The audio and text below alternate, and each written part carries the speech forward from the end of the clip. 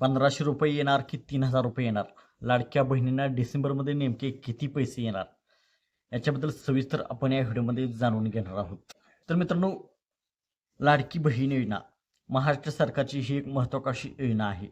या योजनेत आतापर्यंत ऑक्टोबर महिन्यापर्यंतचे हप्ते सर्व लाडकी बहिणींना त्यांच्या खात्यामध्ये जमा झालेले आहेत. डिसेंबर उजाडलेला आहे, तरीही नोव्हेंबर महिन्याचा हप्ता अजून लाडक्या बहिणीच्या खात्यामध्ये आलेला नाही. सध्या राज्यामध्ये निवडणुकीचे वातावरण होते, त्यामुळे असे बोलले जात आहे की त्यामुळे ही नोव्हेंबरचा हप्ता पुढे ढकलण्यात आला आहे. परंतु आता नोव्हेंबर संपलेला आहे आणि निवडणुकाही संपलेल्या आहेत. स्थानिक स्वराज्य निवडणुकीचा निकाल 3 डिसेंबर रोजी होता, परंतु तो आता पुढे ढकलण्यात आलेला आहे. आता 21 डिसेंबर रोजी निकाल होणार आहे.